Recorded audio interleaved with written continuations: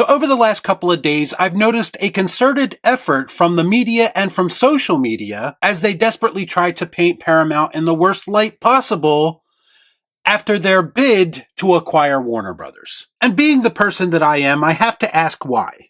Because typically, when the media and social media lean a certain direction, in my experience, there is usually a narrative behind it. There's no way that these people can be this loyal to the slot merchants over at Netflix, can they? Oh, they are loyal to them, but it appears to be at least partially motivated by political reasons, because of course it is. Let's discuss. I watch so you don't have to. All I'm offering is the truth, nothing more. So I've come to the conclusion over the last 72 hours or so that there are a lot of creatives in Hollywood who seem to be more pro-Paramount. And you know what? That's to be expected. Netflix is very much the new guy, trying to come in and change everything in the worst way possible. And creatives understand that from a creative perspective, the Netflix deal would be detrimental to the art form, and that's just a fact. It's true.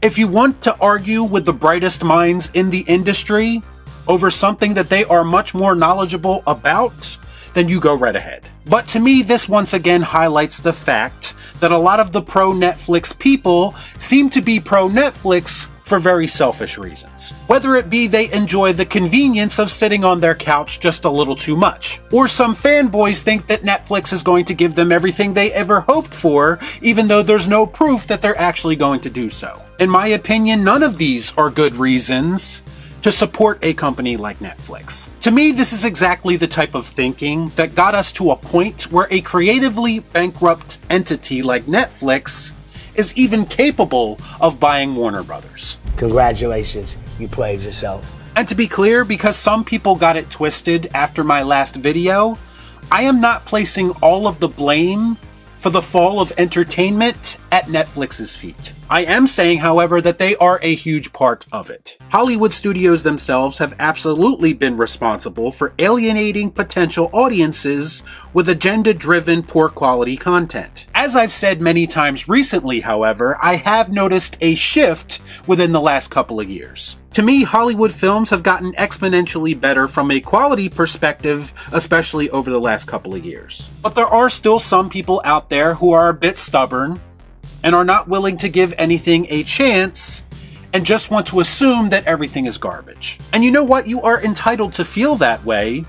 I'm not here to tell anyone how to spend their money. I'm just simply saying that from the perspective of someone who goes to the theaters weekly to support films, I've noticed that things have been getting better. There's still garbage content at the movie theater, don't get me wrong, but there are a lot of things that are worth watching as well.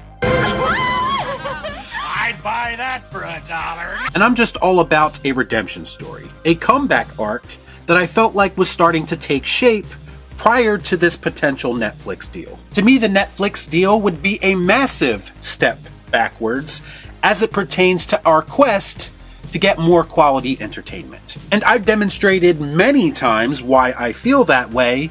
You can just go and watch my previous video on this subject for more context. But this video isn't about that. This video is about the people who are not focused on the quality of the content and are supporting Netflix for very selfish reasons, more specifically, political reasons.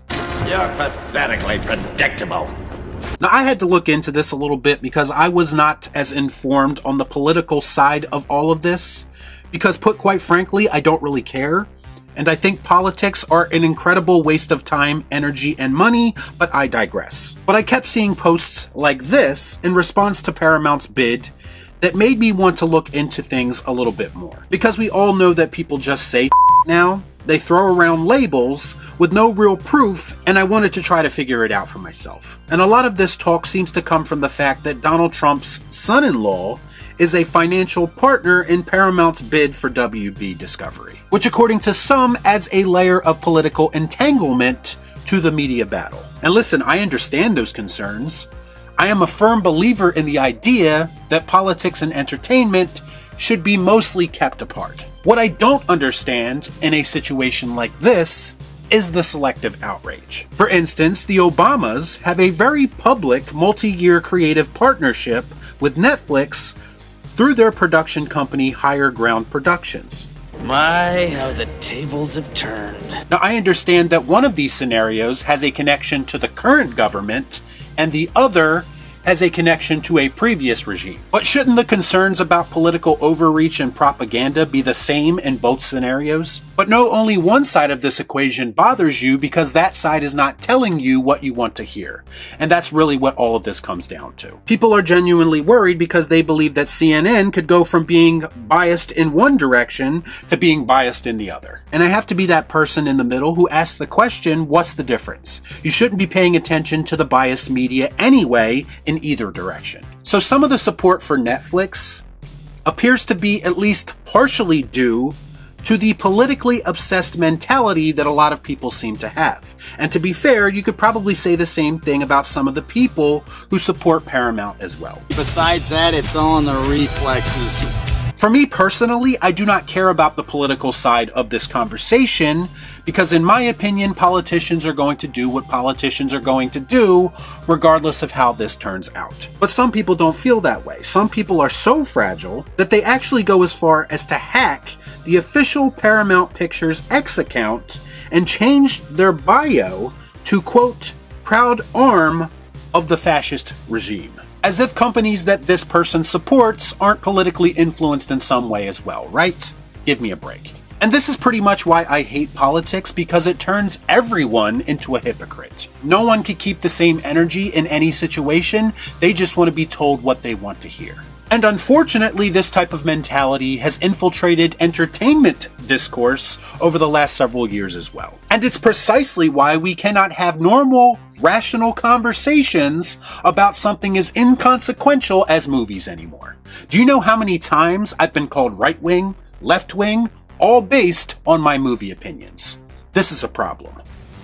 I don't get it. This whole Netflix Paramount discussion for me comes down to where am I going to get the best possible content? And who is going to preserve the theater experience in the best way possible, which is very important to me, and the answer is Paramount. Which scenario is going to give talented creatives the best possible platform to tell the stories they want to tell? The answer is Paramount, and these creatives are telling you this out of their own mouth. I've seen a lot of posts like this floating around saying, quote, if Netflix buys Warner, Warner will continue to exist. If Paramount buys Warner, Warner will cease to exist and only Paramount will remain. The number of films will remain the same. We will simply have one less studio. And what this person doesn't seem to understand is that if we take away the possibility of WB just continuing to exist as its own entity, which is the best case scenario, a lot of us would rather have more theatrical releases from one company than we would more streaming releases from two companies. And reportedly, if Paramount buys WB, they are planning on releasing 30 theatrical films a year, which is an upgrade. I like it a lot. And at the end of the day, that's what this conversation should be about for most people. Where are we going to get the best quality content that preserves the industry? And I ask again, what has Netflix ever done from an original film perspective that makes you think they are even capable of producing quality movies on two platforms? The answer is nothing. And to be clear, I do not even buy this notion that Netflix intends to keep WB as it is for an extended amount of time. And that's mostly because CEO Ted Sarandos has said everything to the contrary prior to people giving him some backlash. So whether it's politically motivated support or whatever else, I need you to really think about why you are choosing to support Netflix. You have to think about what it really means for the future of entertainment, which I thought was the reason that we are all here in the first place. Y'all be cool. Shut up.